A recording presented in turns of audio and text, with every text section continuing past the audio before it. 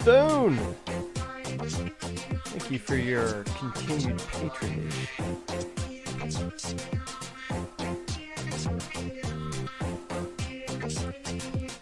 Howdy, howdy. Hi, Carrots. Care Lim, number 3. Shad Dolphin.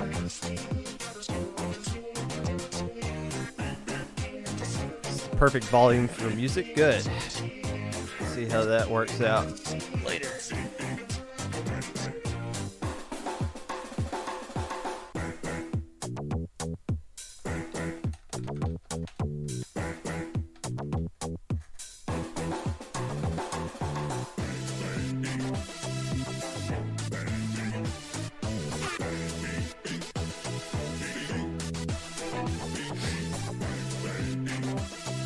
Howdy, howdy.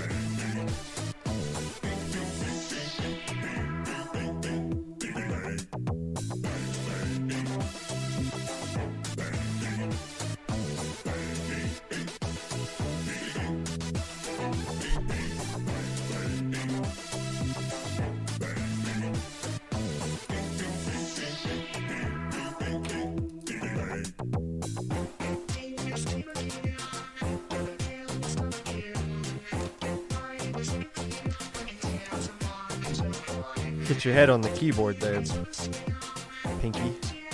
Hope you're doing alright. Hope your head's alright.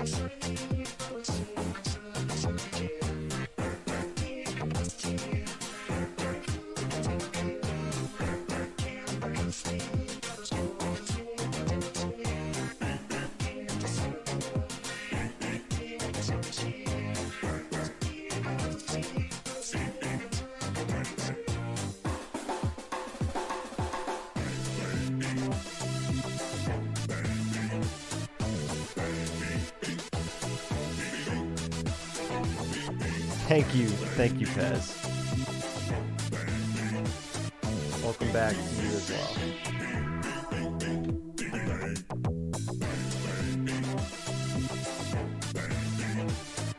There are so many random ass tournaments for Splatoon 3 that are like being run by just, I don't even know who these people are. Not to be confused with Splat-A-Lot. There's this tournament called Splatters Lot. 2 separate words. What is that? Splatoony Season 1? The greatest of great invitationals? Well, that starts in 2 hours. Under Pressure?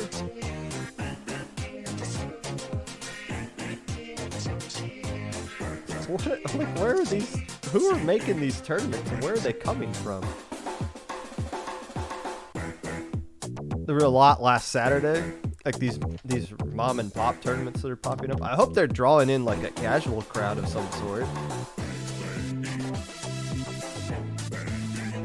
Like, I hope they're being successful, but I mean, there's no way actual competitive players are aware of that. It's probably not their target audience, which is fine, but you gotta willing to TO stuff.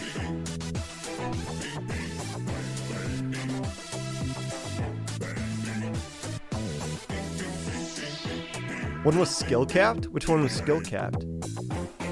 Like, I'm curious, like, if they don't really know things about competitive Splatoon, what did they use as their skill cap? I'll bet you it was something to do with their rank.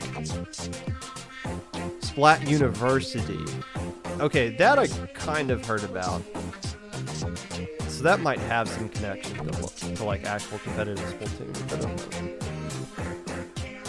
What specifically?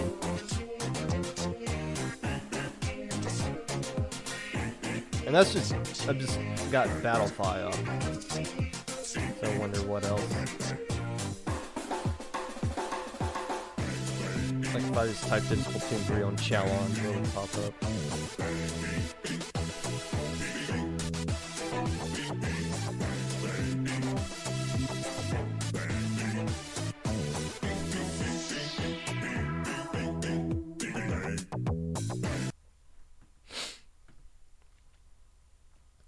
funny world we live in.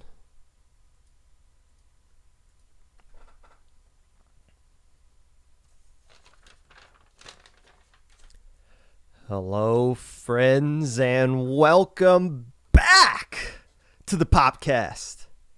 Whenever you're listening to this, whether it be live or a VOD, Twitch or YouTube, or Spotify. While you're complaining about the map pool for every single tournament that you're playing in for the next 3 months or so,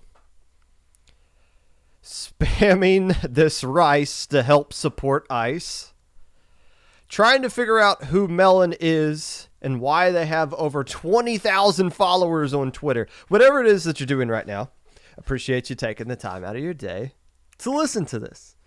Unless I don't. Hey, great weekend. Nice work, Dapple Productions. Attaboy. First Splatoon major, I guess, of Splatoon 3 online event, at least. And nice work to Dapple Productions and Baja Blast, which is named after apparently a boss in Final Fantasy and not the Taco Bell Mountain Dew drink. I've never had Baja Blast. I haven't really had soda with caffeine in about 5 years or so. But that's not what it's related to at all. Obviously, we're going to spend a lot of time today talking about Dapple Productions event. But I just wanted to say right off the bat, nicely done. Nicely done across the board there. News of tournaments may be of interest to the casual listener of the podcast that's not related to all these random events that are on Battle5 run by I have no idea who. It's Low Ink Week. Oh no, it's Low Ink Week. There's some good things about Low Ink Week, and there are some things about Low Ink Week. Make sure if you're signing up for Low Ink, make sure you go ahead and do that sooner rather than later. Go ahead and get it out of the way. Get it over with. It's going to take your team a while to do splash tags. So make sure you do that. If you have signed up for Low Ink and all of your teammates do not have their splash tags as their IGN in the Battle5, make sure you do that. Go check right now. If your team's name is in that list of in the channel we created earlier today, get that fixed sooner rather than later. You're not going to be happy if 8 o'clock Eastern Daylight Time Friday night rolls around and all of your teammates don't have that splash tag. You are not going to be happy. That's the only warning I'm going to give you. So fix it before things get too late for you. And oh my gosh. This Low Ink is going to be really crazy. I am projecting, just based off the signups we've been getting up to this point, we already have 97 teams signed up. And we got this whole week where everybody's been waiting to sign up to go. This very well could be the biggest Low Ink we've ever had. And the last time we had a Low Ink this big was January of last year, where Rising Matrix destroyed everybody. But everybody else kind of struggled through 4 Swiss groups. We had a team go 5-1. Red Sun, the only team ever to miss alpha brackets, going 5-1.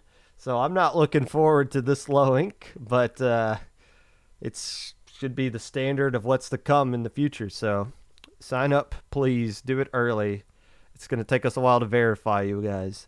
Don't be that guy that waits till Friday.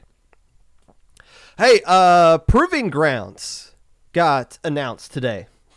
I don't know if we've released the official first day of that yet or not. But Proving Grounds is it's just kind of a quick synopsis, a revival of the Testing Ground tournament that used to run bi-weekly Friday nights at IPL. In North America Friday nights. Some people were asking, is this an EU tournament? Is this going to conflict with Triton Cup? No, it's not. It's not.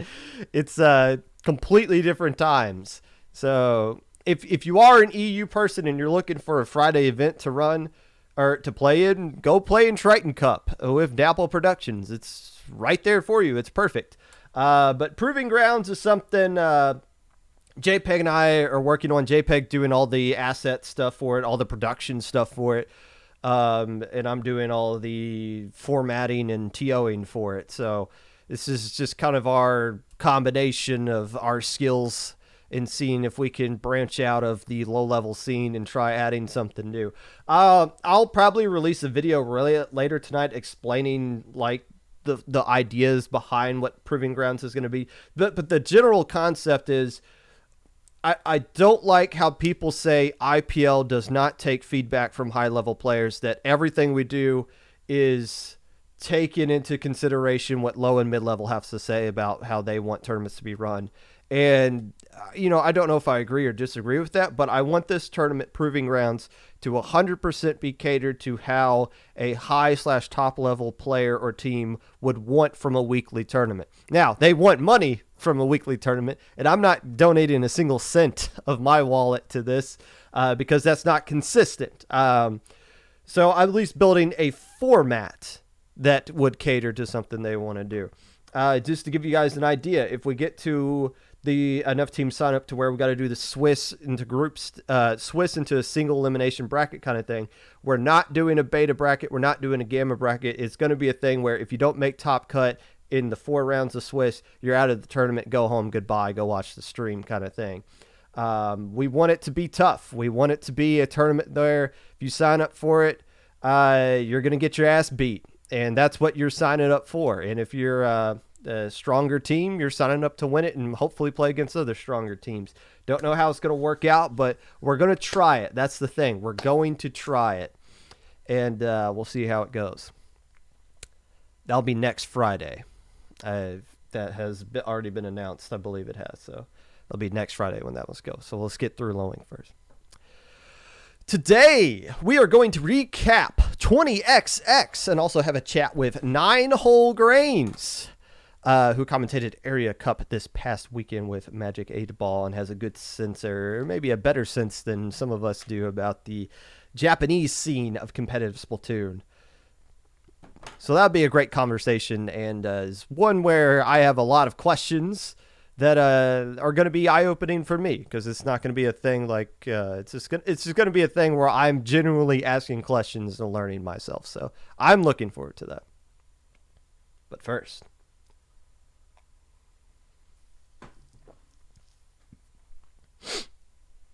we've always talked about how this scene was going to take off when Splatoon 3 came out, right? Like, we knew towards the tail end of Splatoon 2 that the scene wasn't really dying, but it was definitely plateauing.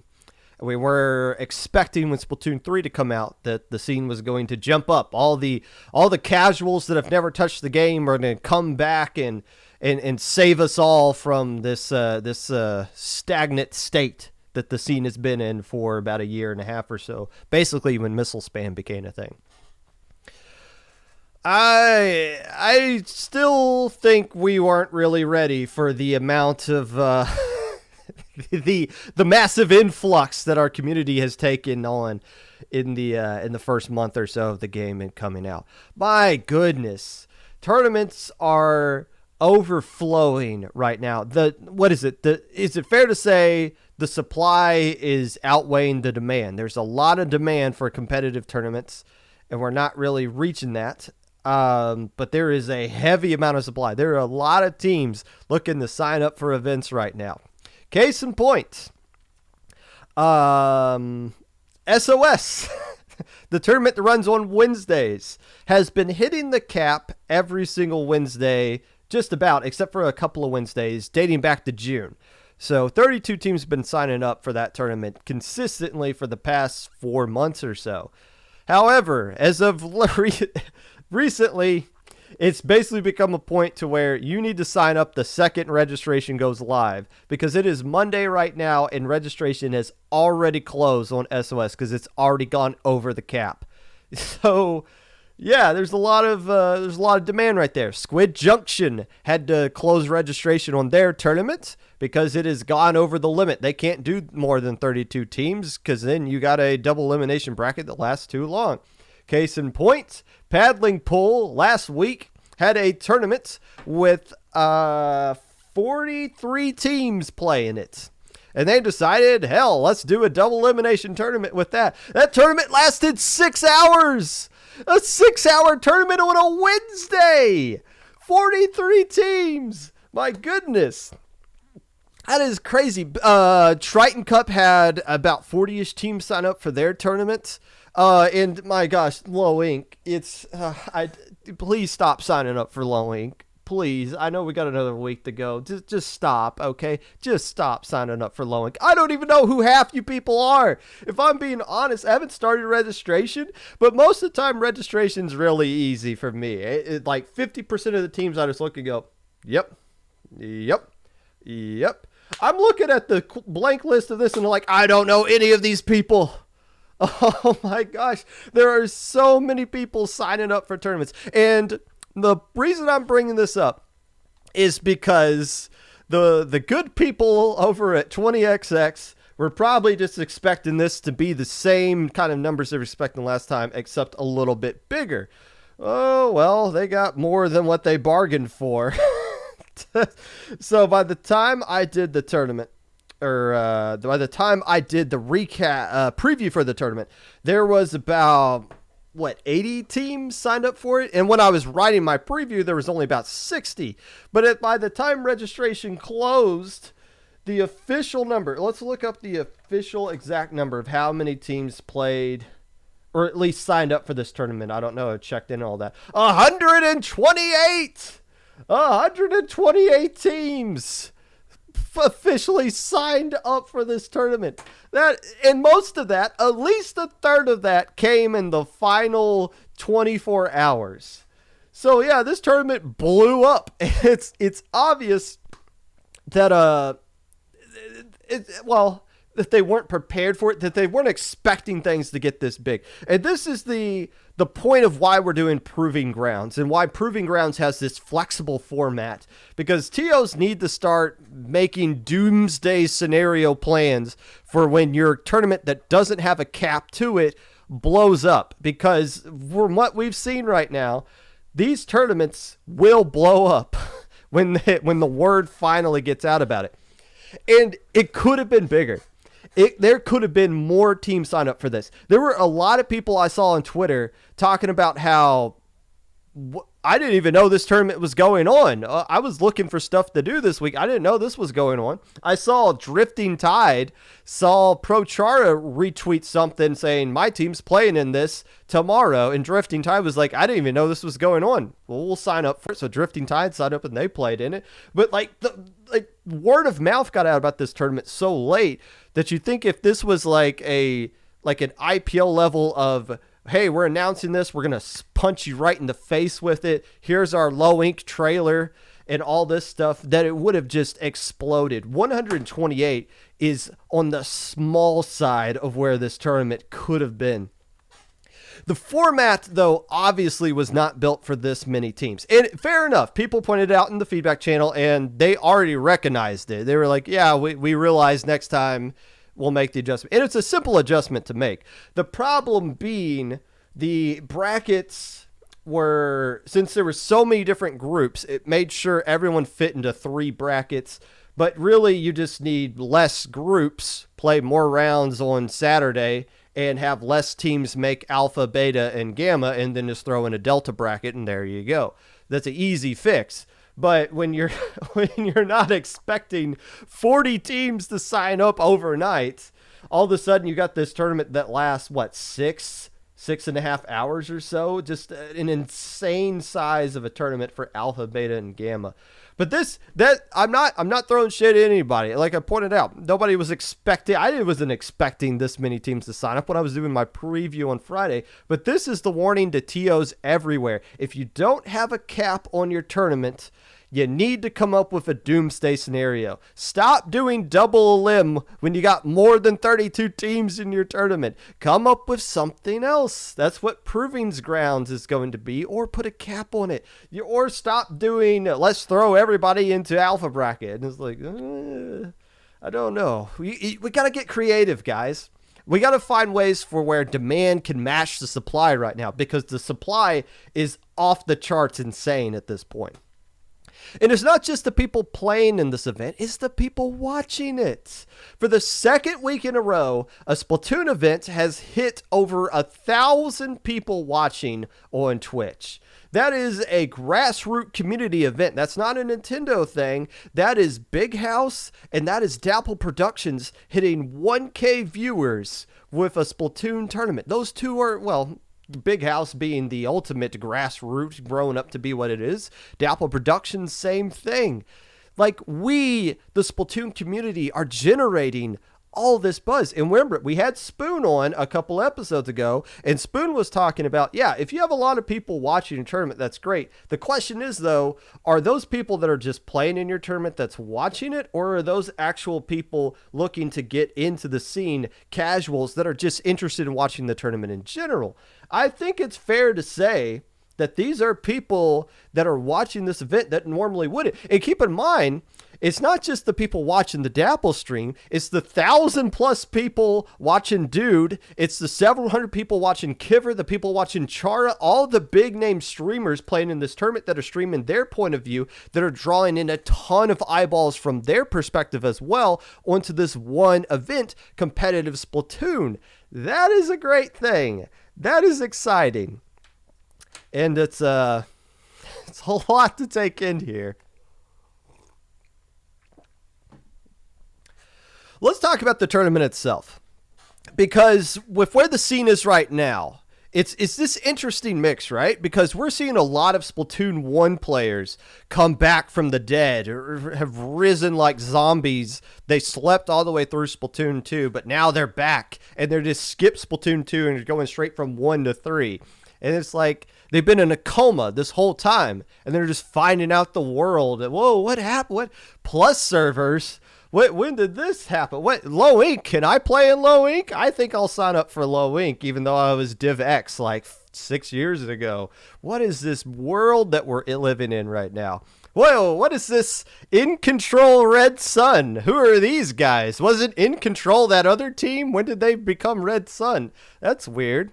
And that's kind of the interesting thing, is we're seeing these old Splatoon 1 teams starting to fight these fresher, these younger Splatoon 2 teams. And it's like two different generations. It's like boomers and zoomers just kind of clashing with each other. And I am all here for it.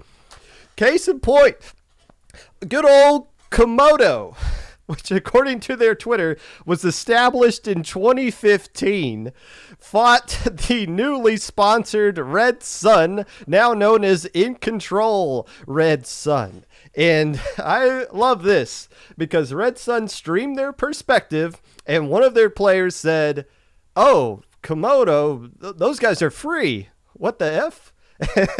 Then Komodo proceeded to beat them, and took that clip and kind of clowned him on Twitter a little bit. And I love that. We don't have that. We haven't had stuff like that in a long time. I love that. It's trash talk that's fair. It's fair. It's friendly. Well, maybe it's not friendly, but it's not meant from a place of hate. It's a, hey, you said you were going to beat us and it didn't happen kind of thing. It's not anything derogatory. It's not anything cringe like you changing your IGNs to match another team and try to copy them in a different tournament. Like, it's not crossing any lines. It's just good fun trash talk. And we haven't had that in a long time. And that was exciting. And I credit Red Sun it seemed like they took it fine. It seems like there was no bad blood between those two teams right there. And to be fair, I have an embargo on anybody on Destiny Troops streaming our VC during the tournaments, because I say stuff like that all the time. When we go up against an opponent and I'm just like, we're just going to beat the dog crap out of these guys. And, I'm talking crap to them the whole time, and we're not streaming our VC. You guys don't hear it. And I would assume a lot of other people do that as well. It's just sometimes when you're streaming your team's VC, you forget you got a hot mic on, and you might say something that somebody else is going to clip and come back to bite you. But I like seeing that, because I'm sitting here and I'm like, Komodo, That's not a bear you should be poking, but Red Sun wouldn't know who they are because they're a completely generation behind, and it's understandable that Komodo wouldn't know who they are, who Red Sun is, because it's probably assumed they weren't paying attention in the last couple of years. They don't know what the incident is. They probably weren't paying attention to Riptide. You know, it's these interesting dynamics. It's the old school versus new school, and seeing battles like that is exciting. And seeing how like the old school used to kind of trash talk and bringing that back into the scene, I think is eye opening for a lot of people and was refreshing to see to some extent. Let's talk about the winners from this tournament.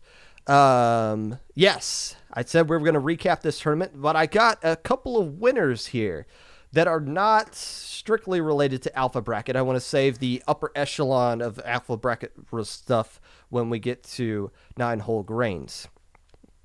And actually, before we get to the winners, I lied. We're going to jump ahead here. Let's talk about Japan.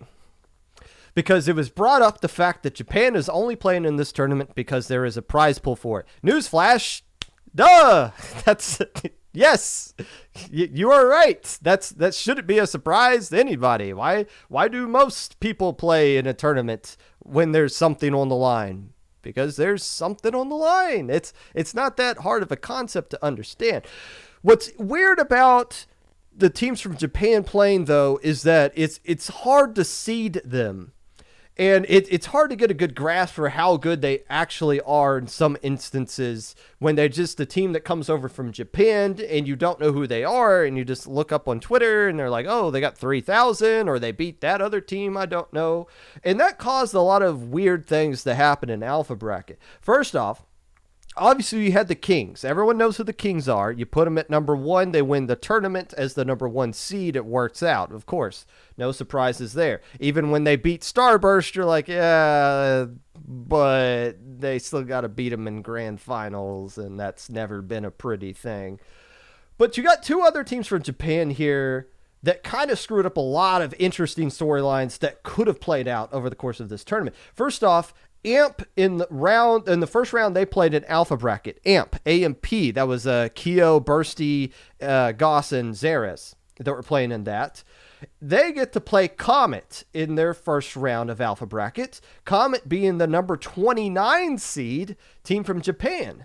They lost to Comet 2-0. They got swept in the beginning of the round. So AMP, one of the favorites to do really well in this tournament, the number 4 seed, has to spend the entire day in losers bracket because of it. And Comet went on to sweep Tempest, sweep Prominence, and take Kings to a Game 5 in semifinals. That's rough. On the flip side, the other team from Japan, just called Cool Japan, was the number 10 seed, and they got knocked out in losers round 3 by Squidding Good. So you don't know, it's hard to figure out where to put them. It's hard to figure out where exactly they need to be.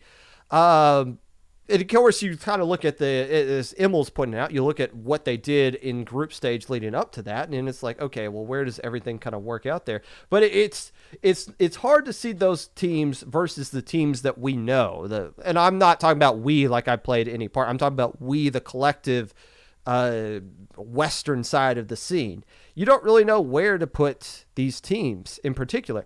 And it's weird because I don't know who Melon is, but you look at Melon's Twitter account and it's like, oh, the entire planet knows who Melon is. We all know now. We all are very aware of who Melon is at this point because they just spent I guess Monday morning whooping one of the best players that we have to offer in the West.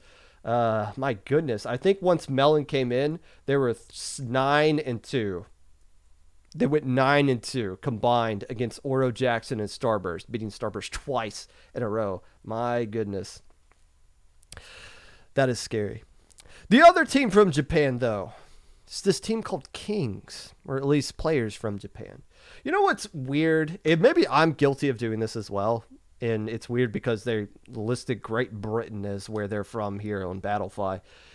But we always associate Kings as Japan, as like the whole nation of Japan, as like, oh, if Starburst beats Kings, then Starburst has beaten Japan. They've done it. They've done the impossible. Like, like, I don't think, and we're going to get some, this is one of the things I want to talk about with Nine with, but I don't think Kings as a whole is considered like a monster in Japan or anything like that. I don't think beating Kings in this kind of scenario is equivalent of beating the entire representation collective of Japan. But that's kind of how we want to see these things, right? Because we're not used to seeing Starburst or Sayonara or FT Win or Alliance Rogue or anybody be competitive with anybody from Japan. But that's what we're kind of rooting for. That's what we want to see. And as long as we can see action like that in tournaments like this, I think it's worthwhile. Even if these teams are coming over just to steal our prize money and vanish off into the night, it's entertaining. It's a lot more it's like this final boss that everybody gets to watch, whoever's the winner of the West get to take on. It's like the unlockable boss of the game. Isn't there a very old Magic the Gathering computer game where the final boss is literally unbeatable, but your goal is to lower its health as much as you can, and the more health you lower, like the better ending that you get, but you can't beat the boss. That's kind of what it is right now. How many games can they take off of Kings? It's exciting. They got one. Hey, they live past the first minute in splat zones. That's interesting as well. So there's more to talk about with that, but I just wanted to point out we want Starburst to beat Kings in particular because that's the best team that we see come over from this tournament, but I'm not convinced that this is even the strongest or anywhere close to the strongest monster that exists on this planet with Splatoon that Starburst has yet to overcome. Winners from this tournament, though.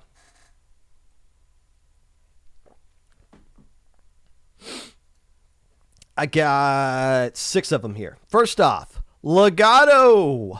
Legato came back, and they're taking names along with them. 2-0 Narwhal, who won Beta Bracket, by the way, and Legato finished second place in their group, going 2-0 against everybody except losing to Prominence, who they took a game off of, losing 1-2.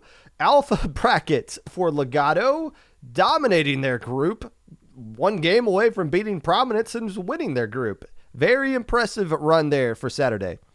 How about the Delicious Nuggets? Fresh off their low ink win over the summer. And they've been playing in some tournaments. We just haven't been seeing them in like mainstream tournaments as of late. Didn't have the greatest Saturday, but came out on Sunday. Listen, look at these teams that they beat on Sunday. They beat Tuki 2, the sequel, Sequoia, and Unlucky. Those are some very quality wins for the Delicious Nuggets team that won low ink, 4 months ago, something like that. Very impressive run for them. And now, the team I'm going to talk about, I talked to them yesterday, and it turns out they listened to the Popcast only to see if I mentioned their name at all. And I don't just mention people's names for fun, but when you earn it, I'm going to mention it. And my goodness, what the hell happened to the Splat-A-Lot imbeciles? This team went from 2-4 in low ink a couple of months ago to making Alpha Bracket the next month. And in this tournament, beat Sub Power Up, All-Star Squad, and TSL, which is a team that had Hitzel on it. So, okay, Splat-A-Lot imbeciles, calm down. And you're going to need, if you're going to play like that, you need to change your name to something else. You can't be beating people up with the name of imbeciles like that. Whoa, what a glow up for those guys. How about another team that's won low ink? The Sweepy Shields. They actually won their group. They won their group in a major tournament here. They beat a Zolt, went 4-1, and because of tiebreakers, they were able to find their way at the top of their group. Took a game off of Root before getting eliminated on Sunday, but the Sweepy Shields picking up where they left off after winning low ink in December. Shaker. Nicely done there. We're going to talk about Shaker in the weekly recap because it's another one of these EU teams I'm starting to learn about. Here's the teams Shaker beat. Heinz Mafia, Squidding Good, TC, but not TC. It took a game off of Oro actually took a game off of Kings. They took a game off of the Kings, the team that won the whole tournament. So Shaker was shaking things up on Sunday. But the biggest glow up, the biggest wow, the biggest like, whoa, the biggest like, huh? Kind of result coming out of this tournament goes out to Tempest, who came into this tournament and rolled their way through Spark, Caden's Bad Morning, Giga Wayne, and Alliance Rogue, and then ended the tournament by taking game off of Oro Jackson in a best of 3. They almost beat the team that finished in 3rd place, Oro Jackson, after beating Alliance Rogue. Damn, Tempest, I see you. Calm down. You guys weren't supposed to be this good, but maybe it's the sense of, whoa, maybe we haven't been recognizing how good Tempest could possibly be. And if I hope this is the standard for them, because if it is, pencil them in as a top level team. That is a top level kind of week that they Sunday that they had right there. You don't just beat those kinds of teams as a Div 1 team that they were. That's something else. That is a different kind of monster when you got results like that. Woo! Fun tournament. We'll talk about it more in a second. Exciting stuff there. But we need to get to bigger fish, bigger pieces of bread. And before we can get there, we got to roll through the weekly recap.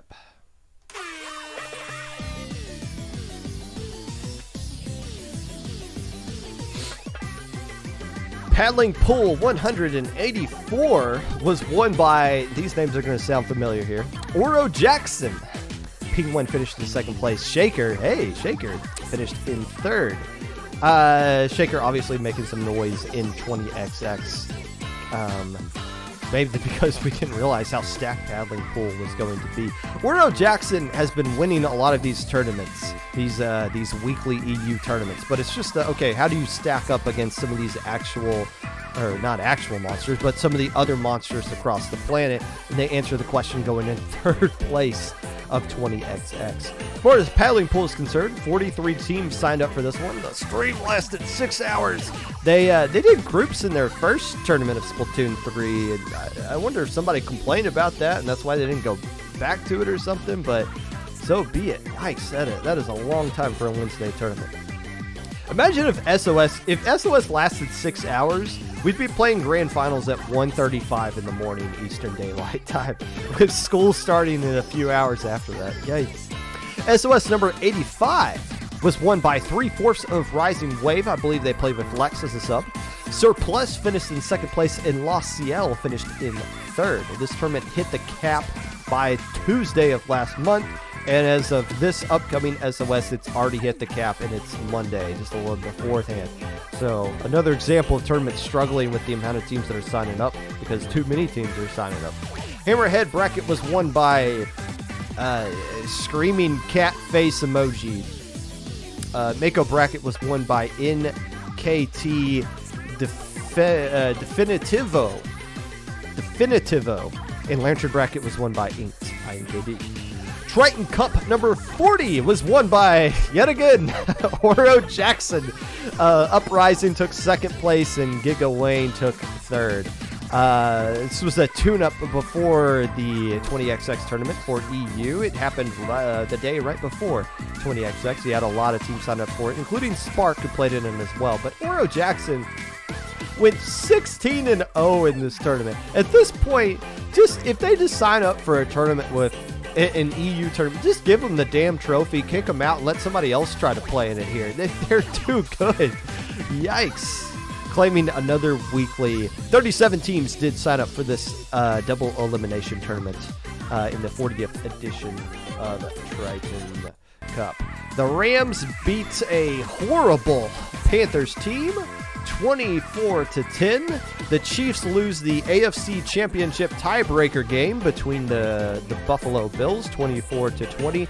And the Steelers somehow beat the the Fighting Tampa Bay Tom Brady's 20-18. That dude needed to retire 4 weeks ago. It's starting to get kind of ugly, I'm not gonna lie. And that was your weekly recap. Sponsored by Copy Pastas in Chat. Hey, the only way that we know how to root for anybody in competitive Splatoon is by spamming dumb copy pastas in chats of these events. And hey, way to fight against the man who played in that one. Hey, I also got some results here without the music that we're going to do with the weekly recap. It just got sent to me. I did mention the College Cephalopod Association has been running their tournaments, basically a in-season tournament that they've been running, and they have 60 teams signed up. There are 60 college teams signed up for this event. Looks like there's 5 different divisions. USC Esports beat UT Austin 4-1. Squids at Cal beat the Niner Esports. I believe that is Charlotte. What are they, the 39ers or something like that? Cal beat the University of North Carolina Charlotte 4-1.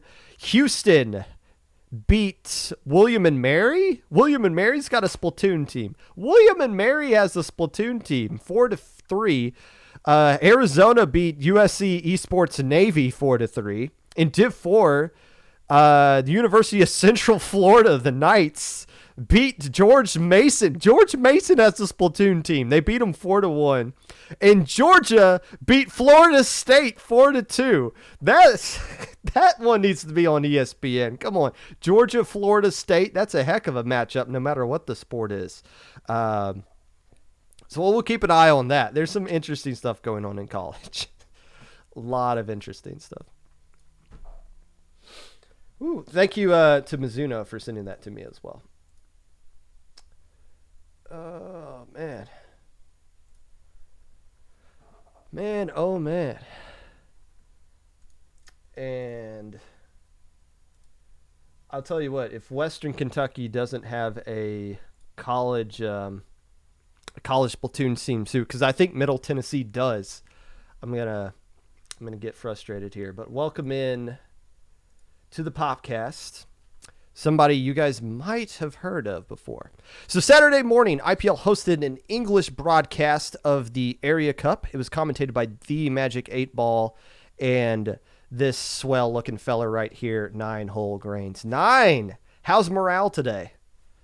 Morale is good. As you mentioned, the Rams did a terrible Panthers team, and for about half of that game, I wasn't certain they were going to be able to do that. So my IRL sporting dreams have been crushed. The city of St. Louis has been dead since the Cardinals lost. And, yeah, not great. Hey, at least your team made the playoffs, all right? And yet, okay, so is it, even though the Rams moved away, they're still, like, what is the sense of the city? Is there, like, a lot of, like, pushback with that, or are people just kind of moved on, or what? I'm underground with my sports fandom. I think is the best way to describe it. That should give you a decent sense of it. Fair enough. The first tournament you commentated, was it Don't Park on the Grass? Is that the very first one? Yep. How did that happen? Was it literally somebody just came up to you and say, "Hey, can you just go on and talk?" Or? Yeah. So the story as I tell it is Super Smash Bros. 64 was in the same room as Splatoon back at that time. I think we only had 8 or 9 teams at that event. And I was sitting with Lux, another top player, and we were watching some Smash 64. And we happened to be sitting behind the setup that was nearest to where the stream was going, where the commentators sat. And AC Williams, the legendary TO from back in the old EGTV days, just looked at me and said, "Hey, our commentator didn't show up. Do you want to pop on and commentate?" And I said, "Well, sure, why not? It sounds like fun." And that's how it started. They brought me back the next day, and after that, I was commentating everything I could. That is such a crazy intro to commentary kind of thing. Just an opportunity presented itself, and look where it took you. That's has there been a moment or like several moments where you're in like a meeting or a VC or up on a stage somewhere and you just thought, what the hell am I doing here? Like, how did I end up here? Yeah, every time. I mean, every time I end up on a big stage, I get that sense. The I won't even call it imposter syndrome, but the scale of the very first E3 that I did was absolutely mind-numbing to me. I couldn't believe any of what was going on, to the point where I was almost disassociating in the middle of it, and it felt like I was watching myself commentate. Because sometimes, Charles, which is my real name, and NineWholeGrains feel like very different people. Because in my personal life, I'm very reserved, I'm very quiet, I'm a nerdy stats guy. But then as soon as I turn it on for commentary, people say you're the most hype person I've ever met. And I'm like, you're the only person who would say that, because you only know my online persona. So, yeah, sometimes it does feel a little odd, but as soon as the games start, that all goes away. At Shine, somebody asked my wife if the version of me that I show on the Popcast is who I actually am. And she said no. And it never crossed my mind to think like I'm playing a character or something, or I'm not myself. But I guess that's, in a sense, it is kind of like that. It's kind of like a Batman Bruce Wayne kind of situation. I'm glad you mentioned that, because I feel like there are a lot of people in the Splatoon community, or like esports in general, that do kind of think that way. Yeah, yeah. And it's not meant to be like a bad thing of you aren't yourself. I think it's an avenue and an ecosystem where you can really truly be yourself, and so much of it is non-intentional, right? I get excited and hyped because it's what I love. I don't say, all right, let's flip the switch and turn on Nine, but that's one of the reasons why we keep coming back to this silly little game, is because of how it makes us feel. Yeah, it's authentic. It's not made up or something like that. Coming back to a game you enjoy, let's talk about Area Cup. Now, Area Cup is probably something people know of or they've heard of, but they don't, myself included, might not really know exactly what Area Cup is. So, like, how would you explain Area Cup to the Western competitive audience? Yeah, so Area Cup, as its name implies, is a Splat Zones only tournament. There have been 77 of them. This last week was the 77th. So it's one of the longest running consistent tournament series in Japan. They typically cap it at 128 teams. It usually hits that cap. This most recent weekend, they lifted that because they got too many complaints about it being only 128 teams. But it is feeds pools. Yeah, right. Well, we'll talk about that. But it feeds pools into a single elimination bracket, and it's best of 3 all the way up until you hit top 4. And then only at top 4 do they switch to best of 5s. The first map is randomly decided each time, and after that, you get to counterpick your map. 128 is not an. So how many teams played in the most recent one? 192 teams. My goodness, and that's it's a monthly too. I should note that as a monthly right. tournament. So, and that's all one day, just groups into single limb, knock it out in one day. My goodness. Well, I will tell you, because I wanted to look this up because you brought up the 6-hour tournament that had happened last time. How long do you think that 192 team tournament took for them to run start to finish? How big was Top Cut? So it was 64 teams. 64 teams. I mean, I don't know how to do the math on top of my head, but I could tell you, if this was a Western tournament with that many teams with that kind of format, that's a single limb, I'd say 7 hours minimum for something like that. Yeah, it took under 3 hours. What is groups best of 1? It's best of 3, but they are so incredibly strict about their time restrictions. If you are late by 5 minutes, you don't even drop a game, you drop the set. That's it. There's no discussion. There's no help desk where you can complain to it afterwards. It's simply understood there. It's implicit. So everyone shows up. It's Splat Zones. It's best of 3s in pools. And off we go, off to the races. That just sounds like a completely different planet. Like we don't do anything close to something like that. That is insane. I would have asked a lot more questions about that, but I don't want to draw on the whole time. So it's fair to say you've seen a lot of high level competitive Japanese gameplay. Is there a distinct difference between how Japan plays the game versus how the West plays the game at the highest level? From a gameplay perspective, right? Yes, yeah. I would say if there was one distinct thing to note, and this is hard to quantify, there how do I even put this? There's very little dead time in their gameplay. There's very little hesitation from what they should do next. If they take somebody out, right? Let's say there's a team fight in mid, and let's say that three people from the other team go down, the last one jumps out, and there's two members left of JP squad number one. They immediately go to the power position that they've determined their weapon will play best in, based on if they have their special, if they don't have their special, if the opponent is staggered. It's kind of implicitly understood where they need to go as quickly as they do. And a couple seconds of delay means a lot in a game like Splatoon. How many times have we seen someone already in position to flank versus having to get to where they need to go to flank, and how that throws a wrench in the whole thing? That is what I would say is the biggest thing. After one of the earlier area cups that I did, I actually got to ask some questions to the winners, and Melon was one of the winners, and we'll talk about him quite a bit, I'm sure, as part of this. But the question I asked was, what is, in his opinion, the difference that separates, even in Japan, top level play versus everyone else?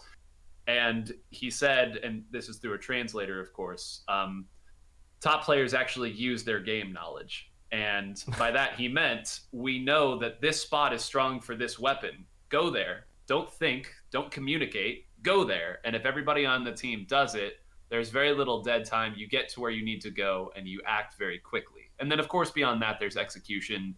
There's some aspect of communication. But I would say that lack of dead time is the single biggest thing. There's no hesitation when they move up. It's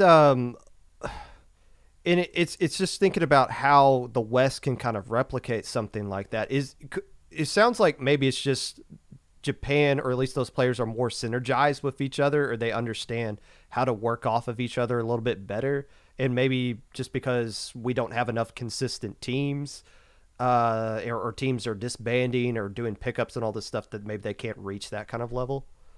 Well, see, it's funny you mentioned that, because Japan has a huge pickup culture. I will tell you that of the teams that were in Area Cup, I bet 95% of them will not be on the same team in the next Area Cup. Maybe even more than that. It wasn't always this way, but there's always been a big pickup culture in Japan. And after the first Splat World Championship that I also did with Magic with the Area Cup team, the question that I asked there was, what do you think the advantages are of playing pickups? And they said, you don't develop weaknesses when you play on pickups, because there's nobody there to cover your weaknesses. If you keep changing who you play with and the types of comps that you play with, those will get ironed out very quick, or you'll very quickly find yourself with nobody wanting to play with you because you're holding them back. So they're able to develop a very raw, fundamental sense of what works without necessarily being chained to a team. And it's one of the things I've always found most fascinating, because, like you said, I mean, surely this is a team synergy thing, but if everyone knows what they're supposed to do in a given scenario, isn't that its own form of synergy? And it's taken me a little while to come around to that, but I mean, at a certain point, the results speak for themselves. It just sounds like it's the game is just taken it at a level of seriousness beyond what we've taken it anywhere in the West, even with some of the higher level teams that we have. Do you know why the game is just so? It's the number one esport in Japan. Is that fair to say? I mean, it's in the conversation for sure. Apex Legends is huge there, I know, but I mean, Splatoon sold 3 million in its first 3 days or something like that. So it's in the conversation for sure. That's insane that it's.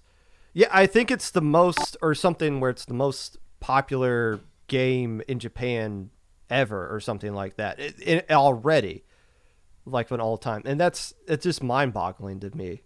Yeah, I couldn't, and I'm sure the devs at Nintendo would love to know the answer to that question as well. Why it wildfire all over with more gasoline being poured on it in every installation. But I mean, there is a certain degree of seriousness and excitement around the game that we've never been able to replicate. You know, there's a myriad of reasons why, but um, because of that, almost everybody plays in almost every tournament. Himajin, who's another top player who played for a Splatoon or a Splat World Championship team, after he got knocked out of this most recent area cup, within 5 minutes he said +2 for scrim. 5 minutes after he got knocked out of the tournament, +2 for scrim. He'd already found one person and a team to scrim against and was looking for two more players. And I think he said he needed a backliner and a junior. And like those were the only two weapons that he was interested in having on. And they went off to work 5 minutes after he got eliminated. Hey, A top player. A top player. Fair enough. Hey, the grind doesn't stop, apparently. My goodness. So translating this conversation into what we saw yesterday with 20XX, obviously it was dominated by the Kings, just as it always is with these major tournaments. Is there a way for you to kind of quantify how good the Kings, even though they're not like an actual legit team, they're more of like a pickup that just comes over and plays? Like, how good are they in the grand scheme of things of Japan? Or is there a way to kind of like determine that? It's hard to determine that exact piece because the well runs so deep with skill, with talent, and with hunger more than anything in the Japanese scene. So I will tell you this: the team consisted of Melon, Benza Ace, Kurokuro, Clicks, and Shelton. Those are all five very, very strong and respected players who do sit in the upper echelon of top tier Japanese gameplay. I mean, a win over that Kings roster, I mean, there's no asterisk next to that if they were able to do it. That is a legit, good, strong win over a very, very powerful squad. I will also tell you that Melon got knocked out in round one of the most recent Area Cup. Round one. That's is that the top the elimination stage? Cut. Yep, made top cut and lost in the first round. Okay, so made top cut out of 192 teams. That's not nothing to sneeze at right there. No. But still, that's so yeah. And Melon was, we can't see the KAs, but just by watching what we were seeing right there, Melon was clearly the best player in the lobby as soon as they got subbed in right there. So you're saying that player formed a pickup and made top 64, and that's it in Area Cup. Yep. And I will also tell you a little more context on Melon. Melon has the world record for the highest X rank power in Splatoon 2. He got up to 3151, I want to think, somewhere in there in Splat zones. And his running mate that he was teaming with, to give a little more context to this Area Cup team, is Ryukun, who was the first person to hit 3000 XP and has done it several times since. They teamed with Pyon, who was a charger for the legendary Livalent Calamari squad, who came over and wrecked all of us back in the day. And their fourth player, Kayataso, is another top JP player who has won Area Cups before. And that was the team that got knocked out in round one of Area Cup. So to kind of maybe recontextualize your question here, and you talked about this earlier, I was listening in, you saying that Starburst beating that Kings team maybe isn't what everyone's hoping for. And I've long held that exact same opinion. And it irks me from time to time when people say the gap is closing. Because the gap isn't, can Starburst beat Melon? It's, why did Melon lose in round one of Area Cup? That's the gap. The gap isn't, can our top 1% beat their top 1%? That's never been where the big issue is. It's the fact that their top 1% loses to the rest of their top 1%. And it's unbelievable the depth of talent that they have on a weekly basis. These players come out. The team that ended up winning this most recent time and their MVP, Takechi, on the E-Leader, had like 700 followers before this Area Cup. They got demons coming out of the woodwork, beating the best players in the world and taking over tournaments. And then as soon as that tournament ends, he gets invited to some top level scrims and he's like, wow, players are really strong. I want to try harder now. After he just dominated the most stacked Area Cup of all time. And that's just the mentality. And that is a positive feedback loop that feeds into itself over and over. And it's why they have so many of these strong players. It's I find it interesting whenever we talk about Starburst versus Kings, because whenever they're playing each other, and yeah, we're always getting this mindset, oh, it's Starburst versus Japan, and it's like, no, it's just these are the 4 players that are bothered to stay up at 3 a.m. in the morning. But when they play each other, and I've read off the stat before, but it's obviously changed with the most recent results. When Starburst has played Kings in either winners or semifinals of winners bracket, it's been really close. Their head-to-head matchups are dead even with each other. They're 2-2 each per matches. Kings have won 10 games. Starburst has won 9. However, when they play in grand finals of major tournaments, it's like they're not in the same division as each other. Kings has won all 4 of the matches, 6 of them if you include bracket resets, and their record per game, 20 wins for Kings, only 6 wins for Starburst. Is that a stamina issue with the West? Like, are the West just not built to play deep into tournaments like that against a team of that caliber? Because they're competitive with them at the beginning of it. I think part of it is you give some credit to the players for adapting mid-set. I think that's a bigger deal than the stamina issue, simply because most times these teams play each other once a quarter, really, like once every 3 months. And, sometimes you need a little minute to figure out what they're doing. And in this most recent case, of course, Melon came in, but Clicks also switched over to the Tetra Dualies. Figured that playing the way that they were doing it with Shelton on the back line and Clicks playing some support weapons wasn't getting it done. Let's move Shelton up to the machine and let's go Tetris here for the dive. And it's Flank City. Prove you can do something about it.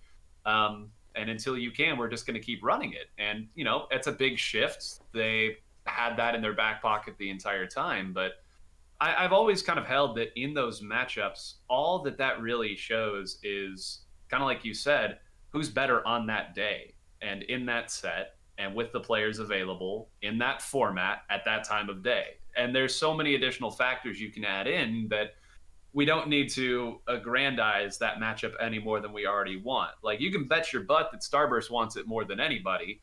They've been grinding so hard for so long, almost by themselves in some respects, to try to reach that level.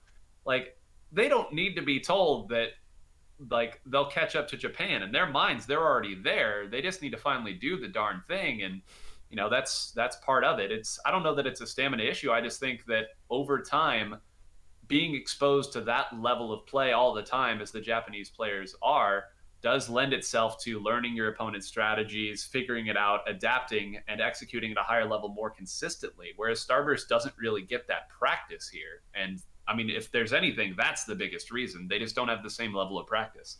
And I mean, that's a very fair point. I mean, you're grinding it against monster. I mean, if you're not, you can't get out of round 1 of Area Cup, but you're coming over here and you're dominating everybody else in the morning time. It's impressive. The adjustment thing, there's a lot to that. I think that's a great point. You just look at the counter picks.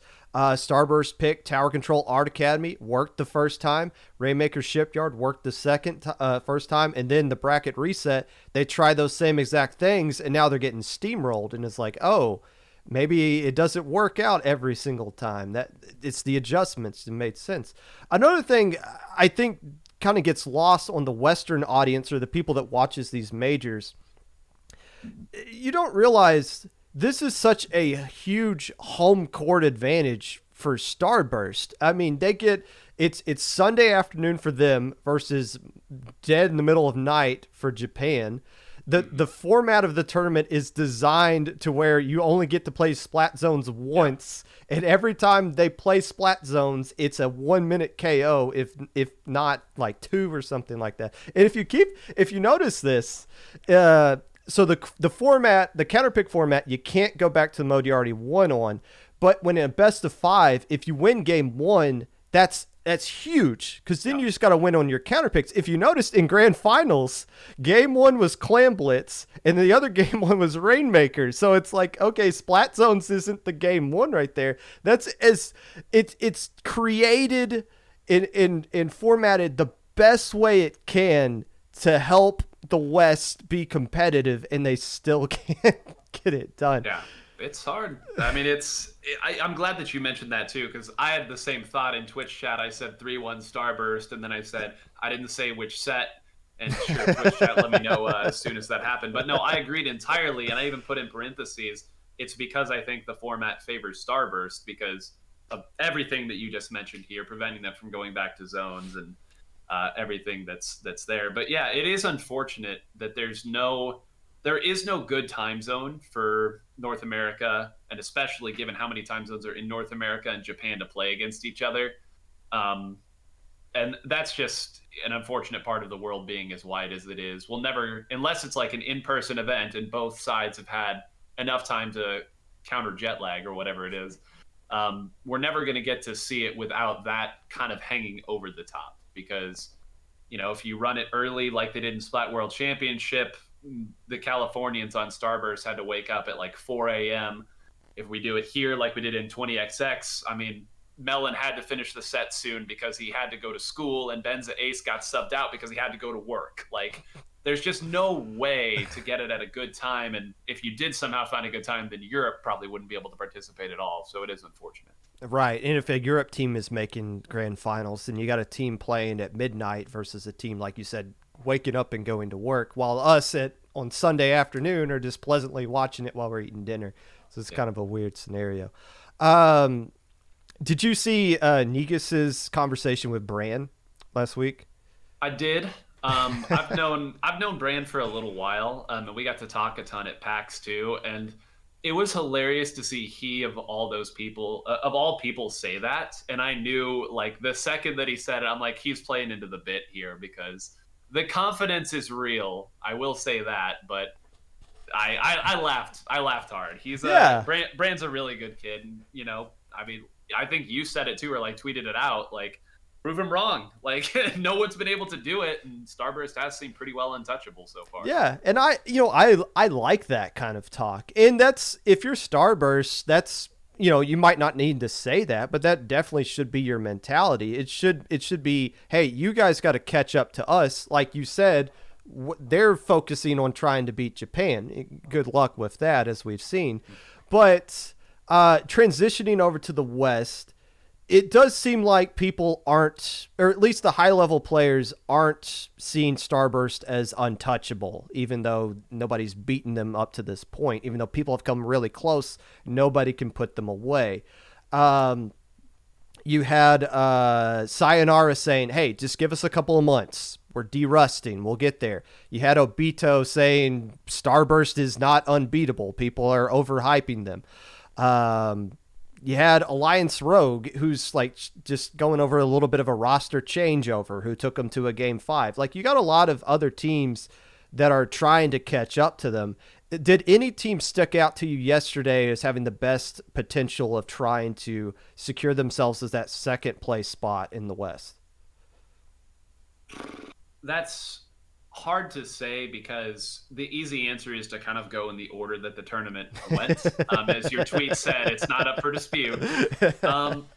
Obviously, Sayonara has been on that stage before, and all 4 of those players have either beaten the players from Starburst before, or they've certainly been in the conversation for top 3.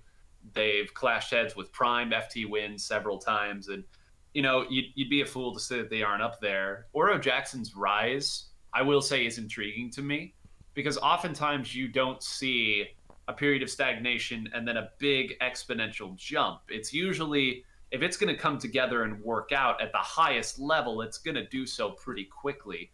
And that's not an all the time thing. It's just kind of what I've noticed as time has gone on. So the way that they've come together and the way that I'm kind of looking forward on into the future here, but the players from Oro Jackson have, I would argue, some weapons that they can switch over to, particularly Volti. I think Carbon's still in the Twitter name, where if a different type of weapon or a different meta emerges, I think that they can switch over to that or at least play into it very well because of the weapons that they've played in the past.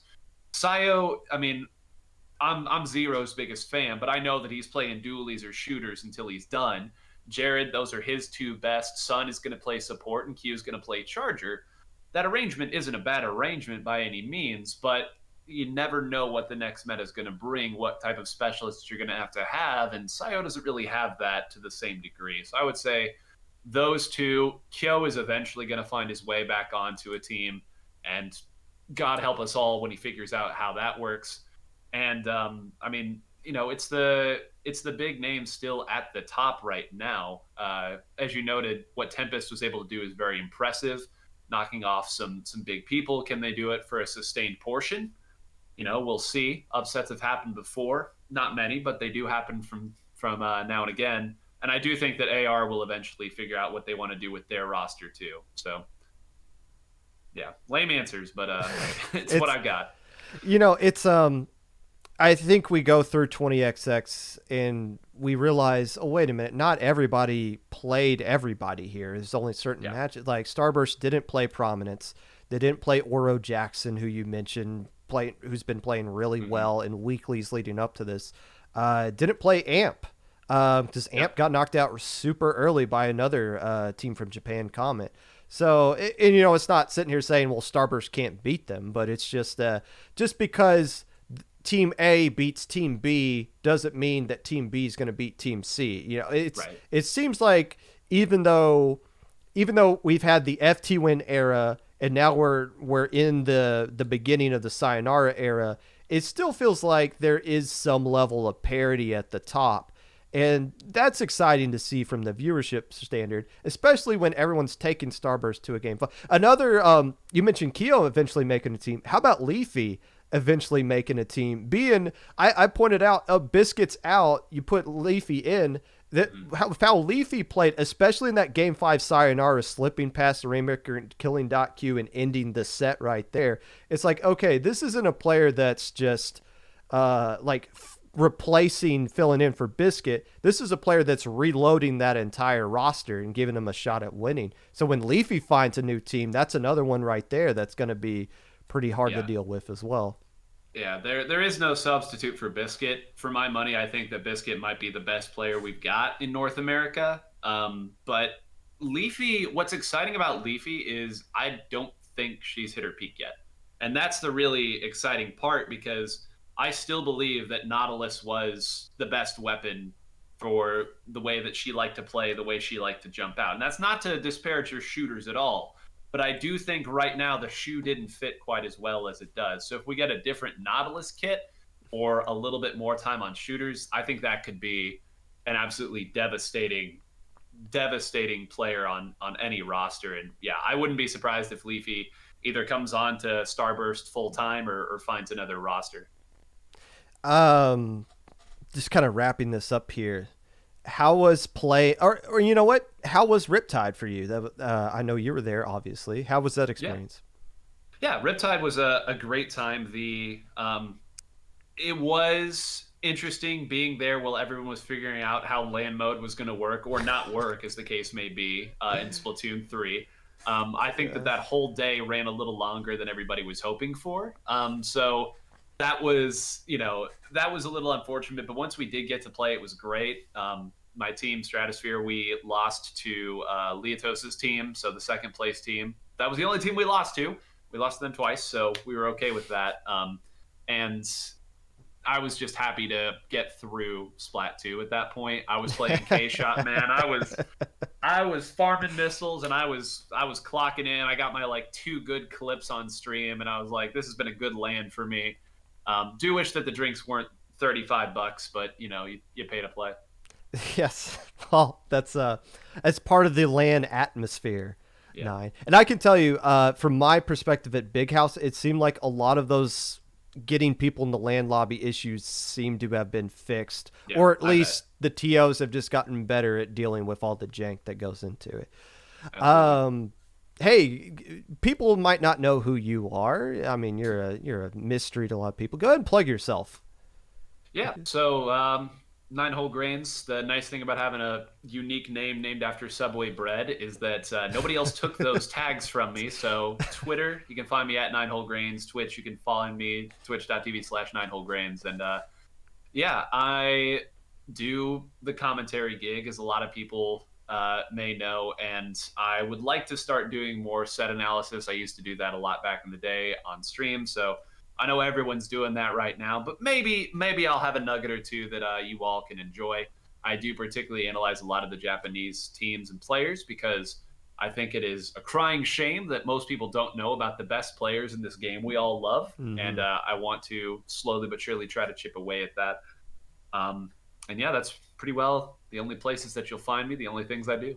Hey, thanks for coming on and giving it. This was insightful for me, just because, like you said, the best players in this game we all love, we don't even know, and I think that's very fair to say. So, some eye-opening stuff here. So, thank you again for coming on and giving us a little bit of history of the game that we love here. Yeah, absolutely. And anytime, you know where to find me. It's a big fan of what you're doing here, so happy to help. We'll take that. Nine's a big fan of me. We take that. Awesome. Well, I'll see you later then. Thank you. Thank you. And that was NineWholeGrains, commentator for several things such as Nintendo, IPL's Area Cup, and pretty much every big name event that's out there. 192 teams in a tournament, a grassroots tournament, and it's done in 3 hours. Damn. We need to forget the top level players. We need to talk to the top level TOs. We need to up our TO game. It takes us longer to get through 6 rounds of Swiss and low ink than it does for them to run their entire 192 team tournament. Yikes, we got some glowing up to do ourselves. I don't know. Can we get you guys into a lobby in 5 minutes though? I wonder if we could do that. I wonder if you guys are even capable of doing that. That seems like a tall order for some of you.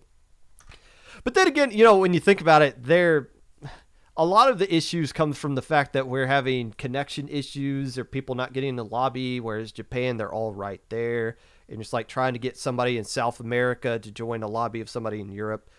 Maybe there's some more issues there, but still, that was a great chat. And that was really eye-opening about some of that stuff with how Japan tournaments run. And, I mean, he makes a great point. We don't really know any I didn't know who Melon was yesterday until yesterday. And now I know how good Melon is compared to, well, how a lot of other really strong teams in Japan are as well. But good stuff. Oh, boy. Look. I would like to continue rambling. I would like to ask 9 more questions, but I got a long week ahead of me. I'm going to be making a guest appearance on another podcast that hasn't been announced this week. I'm going to be streaming another episode of the Popcast on Friday, previewing Low Ink. We're going to be running the biggest Low Ink ever, likely this weekend, and then wake up the next week and try to throw out Proving Grounds, the first edition of that, and see what we can do with that sucker. Woo! If you'd like to be a part of the Popcast in any way, feel free to reach out to my socials below. Twitter at Mr._Popgun, Discord Popgun, hashtag 5882, YouTube at 25Popgun, Twitch at Popgun25, Anchor.fm/Popgun, TikTok, Mr._Popgun. I guess we could update the TikTok. I don't know what we would do with that. I always raid Squid School because I like Squid School, but we got to spread things out a little bit. It's been a while since we've gone to Undershirt Man, so let's hit up Undershirt Man. How about that? Stay safe, get vaccinated. If you're eligible for your 4th edition of your vaccination, find a way to get that in. I will see you guys Friday. Sign up for Low Ink, but really don't, because that's a lot of you.